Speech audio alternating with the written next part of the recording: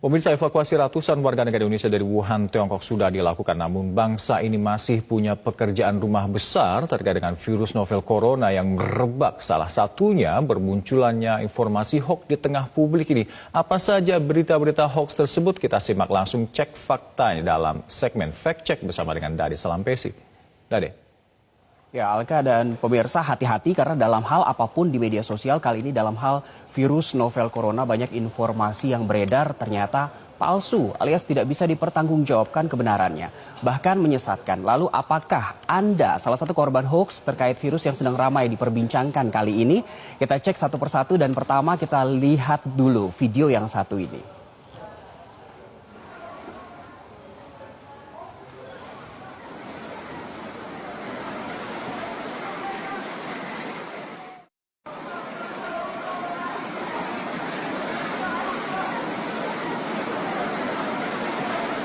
Ya pemirsa, kita lihat informasi tambahan terkait video tadi. Jadi video tadi menjadi viral di tanah air karena cuitan akun @queenfatimah59 di Twitter.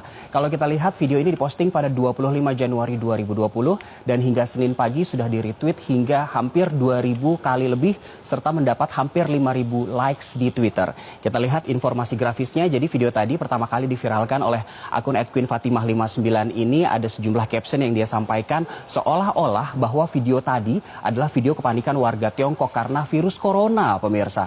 Padahal video ini adalah hoax. Kita lihat faktanya dalam informasi grafis berikutnya, pemirsa. Ternyata setelah ditelusuri oleh tim cek fakta medcom.id, video ini bukan di kota Wuhan, Provinsi Hubei, tapi di kota Yulin yang ada di Provinsi Guangxi. Bahkan kalau kita lihat di peta melalui Google Maps, jarak antara kedua kota ini mencapai 1.200 km lebih. Dan itu fakta yang pertama, pemirsa. Dari keterangan tempat saja sudah salah. Kita lihat fakta yang kedua bahwa ternyata video ini konteksnya ialah warga yang akan mudik ke kampung halaman untuk menyambut festival musim semi alias Tahun Baru Imlek. Informasi hoax ini masuk dalam kategori false context atau konteks keliru. Videonya benar adanya, pemirsa. Video yang tadi memang benar terjadi. Tapi narasinya dan konteksnya salah, entah sengaja atau tidak. Kita lihat informasi lainnya, pemirsa. Yang juga beredar di media sosial adalah virus novel corona yang sedang mewabah ini. Disebut sebagai senjata biologis Tiongkok yang bocor. Kalau tadi melalui Twitter, informasi yang satu ini beredar melalui media sosial Facebook oleh akun yang bernama Enung Nurhayati. Dalam cuitannya, akun Facebook Enung Nurhayati ini menyebut bahwa virus corona adalah senjata biologis Tiongkok yang bocor, entah sengaja atau tidak. Dan kebocoran tersebut melalui laboratorium Wuhan Institute of Virology di kota Wuhan, Tiongkok. Dan tujuan dibuatnya virus corona ini disampaikan oleh akun Facebook Enung Nurhayati ini untuk membunuh warga muslim yang ada di Tiongkok. Karena berdasarkan data yang ada, ternyata mayoritas warga muslim Tiongkok hidup di kota Wuhan yang merupakan ibu kota Provinsi Hubei ini. Informasi ini tidak bisa dipertanggungjawabkan, pemirsa. Lalu kita lihat sebenarnya apa faktanya, karena ternyata indikasi senjata biologis penyebutan tadi berasal dari pemberitaan The Washington Times pada Jumat 24 Januari 2020 yang judulnya adalah Virus Hit Wuhan Has Two Laboratories Linked to Chinese Biowarfare Program, pemirsa. Ini faktanya. Sejauh ini tidak ada bukti tuh, bahkan indikasi yang mengarah ke senjata biologis Tiongkok tadi tidak ada indikasi ke arah sana. Berita ini memuat wawancara dengan intelijen militer Israel Dani Shoham, dan Dani juga menyebut bahwa virus yang kini merebak berasal dari Wuhan Institute of Virology ini. Menurut Dani juga bisa saja ada kebocoran dari laboratorium tersebut. Namun sejauh ini sekali lagi tidak ada indikasi ke arah tersebut. Jadi faktanya informasi soal senjata biologis Tiongkok ini tidak berdasar. Kita lihat informasi lainnya dalam video yang satu ini.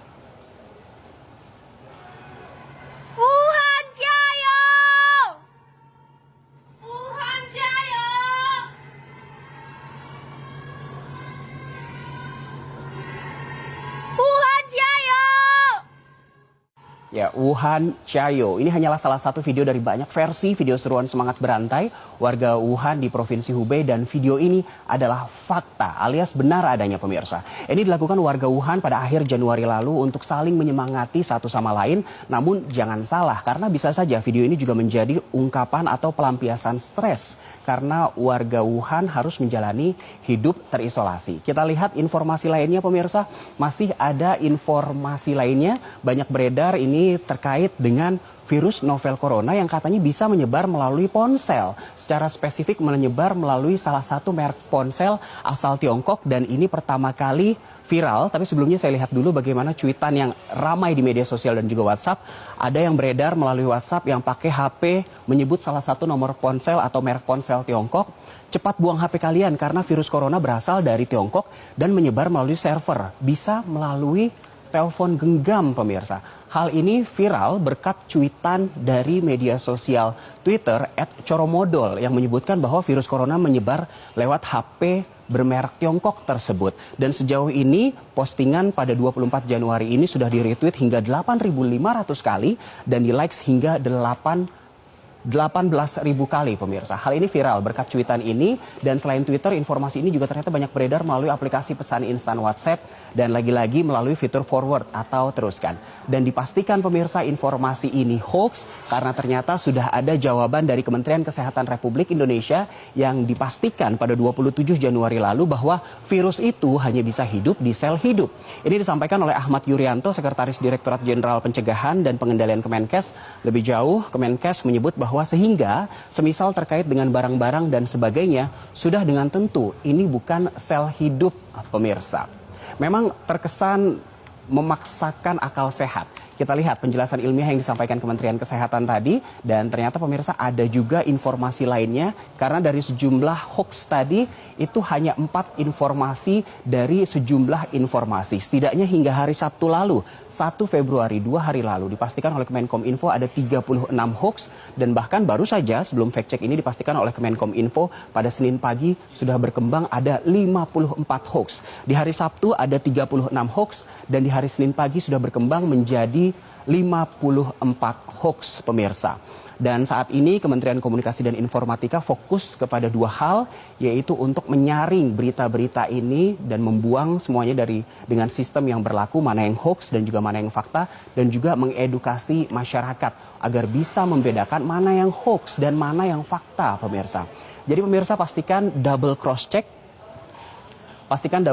dan gunakan akal sehat Anda sebelum menelan informasi. Berita yang beredar di media mainstream bisa dipertanggungjawabkan, namun informasi di media sosial tidak bisa dipertanggungjawabkan. Ingat, hoax itu menyesatkan dan merugikan Anda. Saya kembalikan ke Hamdan di studio. Baik, terima kasih Dade, salam PSI.